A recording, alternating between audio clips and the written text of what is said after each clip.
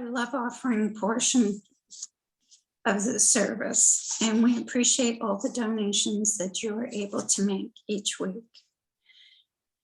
Now, our guest speaker for today is Cheryl Berry.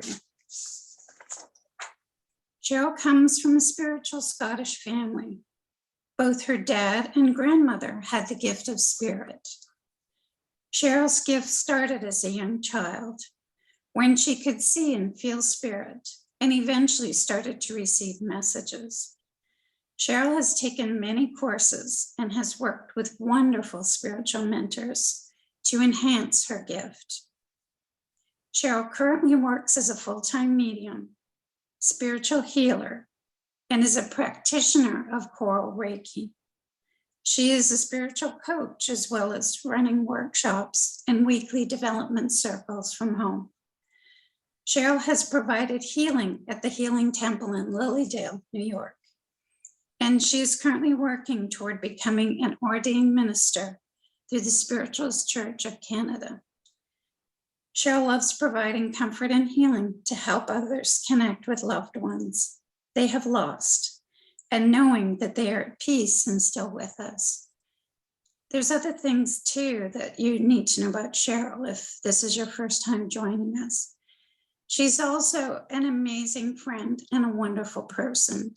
Cheryl's a director on our board of directors for the Healing Spirit, and she works tirelessly for us and for everyone in her community and her family. She's just a lovely, lovely person. Please welcome Cheryl Berry. Well, Karen, I didn't expect that. Oh, with tears to my eyes. Thank you so much. And you know, honestly, people that do know me, I'm very humble and I'm quiet really with everything that I do. And it's like, people will find me, you know, it's just the way I am, and that's okay, you know. I feel this is going to be kind of an emotional service today, but a good one, okay? When Susan Boyle came on and was singing, I mean, that Scottish voice of hers and me with the Scottish in me, it just resonated in the heart. And all I could say to Spirit, thank goodness there was no bagpipes playing with her, or I would have been done for the day. But when you listen to Amazing Grace and the power and the wording of it, it's so strong and emotional. And we all surrender to that, because surrendering to the divine and the God, whoever your belief is, that's what makes us. And I love when Spirit does this to me, actually, sometimes. But I was kind of prepared in a way. They wanted to talk about Father's Day approaching very quickly. And it's a week of emotion for so many people. Emotion of sadness, emotion of happiness, emotion of just being the father for the first time. So the fathers here, that the children are growing, you have memories going way back when you first became a father, you know. Then you think of your own father, whether you're still blessed to have them at an older age or of their passing. No matter what, your father is always with you. And what makes a dad is so important. And we don't really sit and think about it. God took the strength of a mountain to create your father. The majesty of a tree with the strong roots for your grounding. The warmth of the summer sun, the breeze, when you're sitting outside and you can just feel the energy around you. The calm of a quiet sea, when he has to calm you in times that you're, to relax you. The comforting arm of night when you need him for guidance. The wisdom of all the ages that you go through in your life. The joy of the moving spring. The patience of eternity, which I will be talking about today, is patience. Then God combined all these qualities. And when there was nothing more to add, he knew his masterpiece was made and called him Dad. So this brings me to patience. And I'll be honest, I don't have patience. And I'm the first one to admit it. Being a wee girl and up to a woman, I don't have patience. I'm the type of person, I like things done fast now. And that's just, put it this way, you have to have patience to work with me. But over the years, I have learned you have to have the patience. Have you ever explained or claimed prayer to God? I want patience and I want it now. We live by the Spirit. Let us keep in step with the Spirit. What we have failed to recognize is that God has been patiently waiting to give us patience long before we even thought of asking for it. The divine is the one who has been patient with us all the time. Between our ups and downs in life and our struggles, and everybody has had them. If you get people that say, oh, everything's good, I feel great, no problems whatsoever, never believe it, because we all have it. Some have had worse than others, but we all have had it in our lives. It is easy to joke about being patient than it is to become patient person. All of us are still in search of more patience. I found this very interesting. The Chinese bamboo tree is the life of patience. The Chinese plant the seed, water, and fertilize. The first year, nothing happens to the tree. The second year, they water and fertilize it, and still nothing happens. No signs of life brushing through the earth. The third and the fourth year, they still keep watering and fertilize. And sometime during the course of the fifth year, in the period of about 6 weeks, this beautiful tree develops and it grows to an amazing height of 90 feet. So the patience of this culture is incredible, because how many here would even have the patience of doing that? It's like when someone gives you an orchid, they're beautiful. But when the blooms all fall and you're left with this little twig, that doesn't look attractive. And you just want to throw it away and get another one. Never do that. Keep it. Give it 2 ice cubes weekly. All it takes is 2 ice cubes. And you will see it grow and bloom again. And I've had that happen before. And okay, I'll give it a chance. It's taken many weeks. But then you wake up one morning and think, wow, I'm glad I didn't throw that out. So that's all part of being patient, because everything in life is all about patience.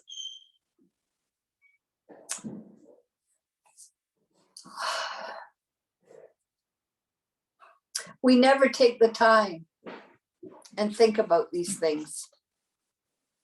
Patience is most often exhibited in our dealing with people and relationships. Your lack of patience can poison relationships. Otherwise, which could have been wonderful relationships and brilliant personalities formed together. We all understand the opposite of patience, which is temper, shortness with others, and things become destructive.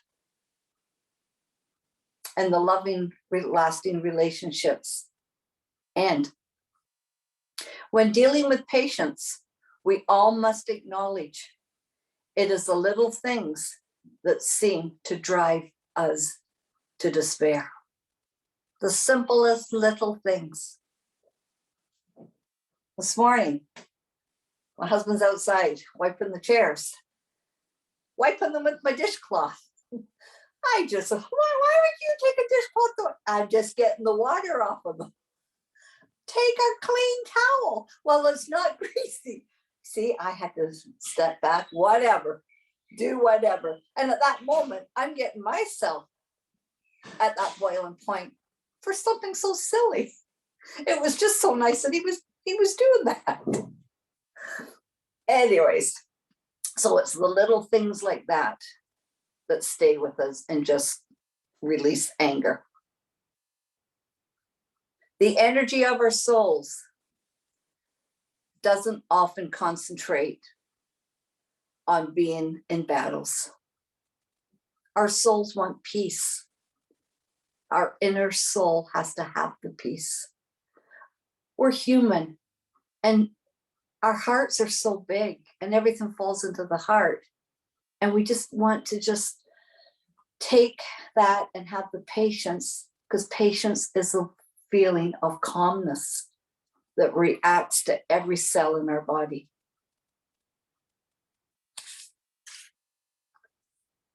You must stop and think, what is in your relationship which causes you to become impatient with others? Stop and think about it. So I, with my husband's permission, of course, I said, I'm going to include him in the service today. See, Randy there with a big smile. Poor Dave. But I have a good husband. I've been blessed with a good husband. And he's had many patience with me. My husband, Dave, and I'm just not saying this because I'm jealous, he has been blessed with patience. That's one thing he has been blessed with. He is always teaching me patience. He always says to me when he sees that I get a little bit going, Cheryl, breathe. Just take a deep breath. Relax. Well, he doesn't realize in saying that, how calm he is, that just gets me more frustrated. And I have to learn, okay, all right, just walk away. Over the years, we have been together, and I have seen his patience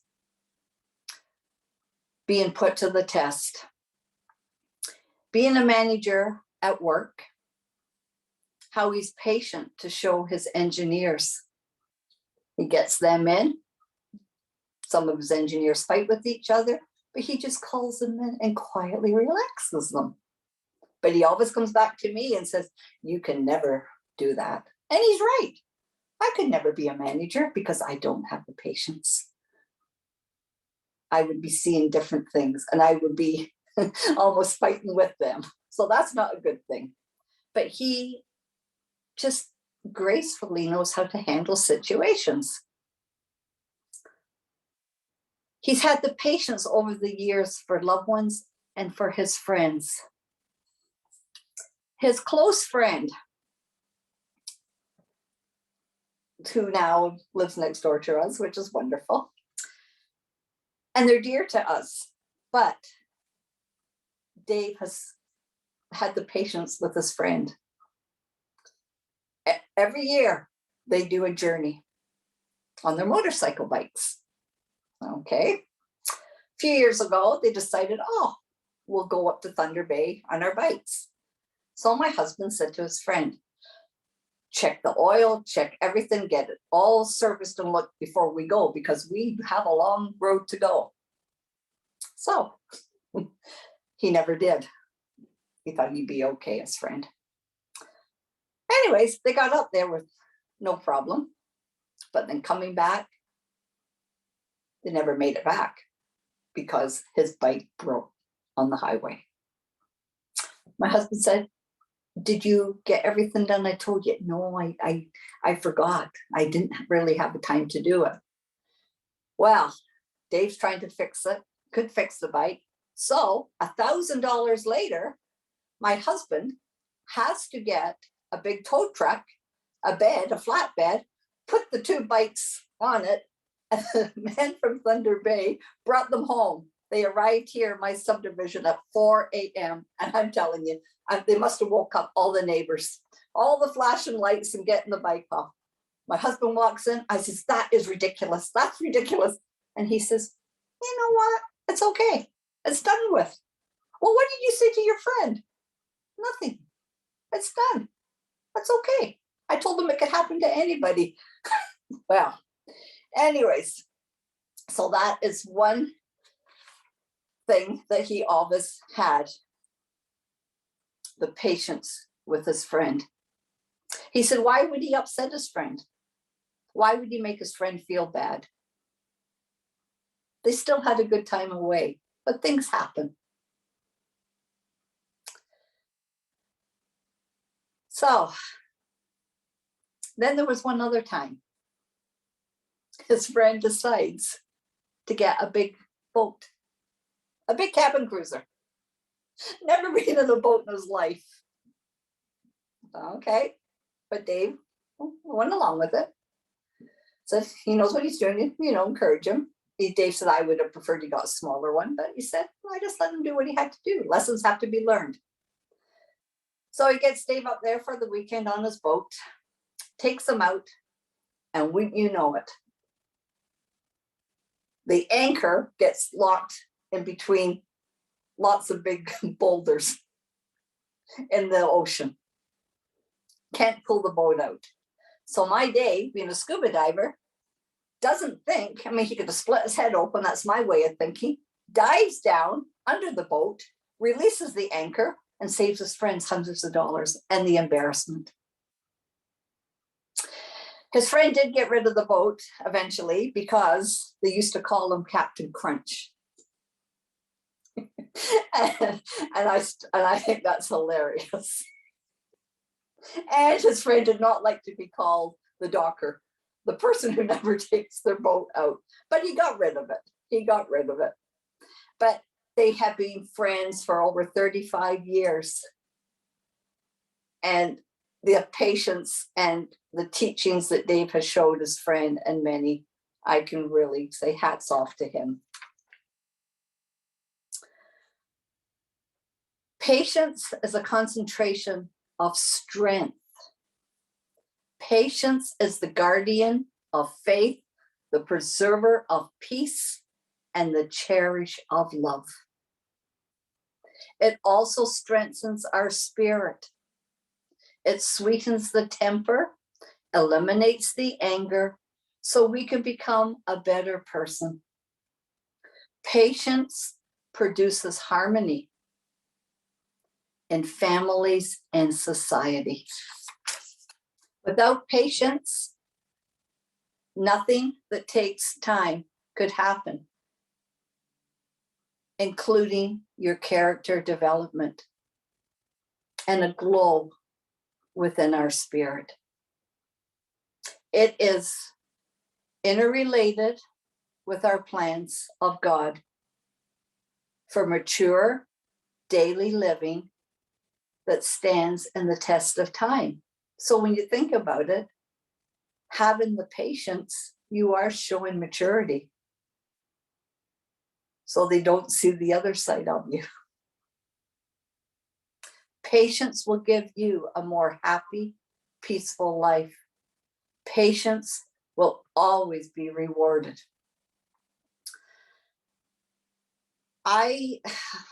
One of my biggest challenges was years ago, about 9 years ago. And don't ask me why, but Spirit said we have to show Cheryl patience. That everything's not perfect. And it's funny because I don't have OCD. I just like things done the way I like them done. And I got a big, beautiful Saint Bernard. And when I saw him, I knew he was from spirit because he was all white with brown marking in him. The morning of getting him, I was having my coffee and I knew in my heart that I had to run over to the cemetery. Spirit said, you got to go now. I get over to the cemetery, open up my car, and there was 2 white feathers there. And I thought, whoa, this means something, but I did not know what it meant at that time. Brought them home, excited. Drove over to my mom's. Her and her friend are sitting out having a cup of coffee. My mom said, oh, look up, Cheryl. Doesn't that look like a big, white, fluffy dog? And me always running and going, yeah. I said, everybody looks at things different in the sky, but I do see kind of a dog there. Let it go. Later that day, my girlfriend's daughter works at the vet's. My girlfriend calls me and says her daughter brought home a little 6-week-old Saint Bernard. Beautiful, beautiful dog. You've got to see him. I said, oh, how sweet. But I wasn't anxious to run over and see him because the Saint Bernard, they're beautiful, but I never had a connection with Saint Bernards. Well, then it started. 6 o'clock that night, who was at my door? She's banging and banging and banging on that door fiercely. I come to the door and in her hands was this beautiful Saint Bernard. And I looked at it and I cried. And I don't know why. And I put my hands on its little temples and I was giving it a healing. And as I was healing the dog's eyes were closing and I just felt this dog was meant for me on a journey. I get my husband out. Dave, what do you think? Oh, beautiful. But I honestly, Cheryl, I thought you might be downsizing, not going up. Do you know what this dog's going to eat? Do you know, like, this dog's going to be big, but I didn't see the bigness in the dog. I just saw something in this dog's soul to have. And I got the dog. And I had a lady in the subdivision who would have this dog. She had 2 big dogs, Saint Bernards. She would walk them every day with the baby carriage. So before I made my commitment to buy Angus, I already had his name. He had to have a good, strong Scottish name about him. I thought I have to ask her a few questions. I said, I'm so glad I found you. I have a chance of getting a Saint Bernard. Is it really that bad what people say? And she says, honestly, this one's a driller and this one's tight-lipped, but you never know what you're going to get. But they're the most biggest, gentle giants. And their souls are just fabulous. And a Saint Bernard will not move out your way. If it's lying on the floor, you have to hop over it. So they are rude. They're kind of a rude dog. They don't get up. But other than that, they're the most gentle soul to deal with. So I came home, phoned my husband at work. Okay, let's get him. Meanwhile, he's saying, are you sure? My mom's on the phone. Oh, Cheryl, I don't think you're thinking properly. I'm fine. This is going to be good. I bring him home. I get hold of my girlfriend because I was kind of selfish. I thought, okay, I'm not doing this journey myself. I got a hold of her and I said, there's one brother left and you're meant to adopt the brother. I would like another dog, but I don't. I said, you don't have time to think about it. We got to go now if you want the brother. And Spirit's telling me we do this journey together. And through the journey, it taught me patience with him. So what if I have to vacuum every day with the hairs? So what? I was blessed. Hers was loose lip with drills. Mine was tight lipped, but you still had your work. Every day was work with him. But I was so blessed to have him. And God bless him because he did pass about 3 weeks ago and his heart just stopped. But beautiful, beautiful, beautiful dog. And he did teach me that of the soul, because people don't realize animals have feelings. They have souls. They have tears and their form of healing. So patience will always be rewarded. And I always said that to God. I've taken one of your animals. I will be blessed when I arrive at my day in heaven with all these animals around me. So all of life is composed of waiting periods. A young child can't wait to ride his first bicycle. A young person can't wait to drive their car and get their license. A diploma at school, you work hard to be earned. A couple waiting 9 months for their child to be born. And we can go on and on with so many things in life, but it all comes down to patience. And some of the hardest lessons in life include patience. So to be patient, I'm going to sum it up, is a lineup. Even behind an elderly person, and you're in a hurry and looking at your watch with the other people in the lineup, and this elderly person is trying to dig out their change and put it on the counter. That's patience, to show another human being. Because in that moment, stop to think, we're all going to be that one older person that day doing the same thing. And believe me, the older person in the line doing that, they know that they're holding up the line. So show the patience when you're out shopping. Don't yell at a driver in front of you. Let it go, because that's just going to all cause everything. So be able to curb your anger when you are wrong. So in closing, we all need the patience in life, some more than others. Myself personally, try it every night. I say my prayers, and when I go to bed, I always ask God for the patience. And my patience right now, the challenge is my 92-year-old mother, which I love to death. And I find the patience really hard. And as my husband says, I mean, she's very good with her mind, but you can tell she's forgetting things. It's not the most forget, it's repeating things too. And my husband says, I don't care if your mother repeats 100 times. You've only heard it once coming out of her mouth. But at times I will say to my mom, like even last night, I would say, well, you just asked me that a few times. And she said, I don't care. She said, I don't care if I mention it 50 times, I'm saying that again. So I keep her mind young that way. So we play with it and we have fun. And that helps me. And she's glad when I tell her, but you do it in a kind way. And it's hard at that age to be looking after a loved one. But then I am so blessed that I'm able to do it for her. So patience will give you the inner peace, because without patience, it affects your health and your happiness, and it causes too many stresses, which could have been avoided. Thank you very much for listening. Thank you, Cheryl, for those beautiful words. I know I've lost my patience from time to time, so I'm sure we can all relate to that. Patience truly is a kindness.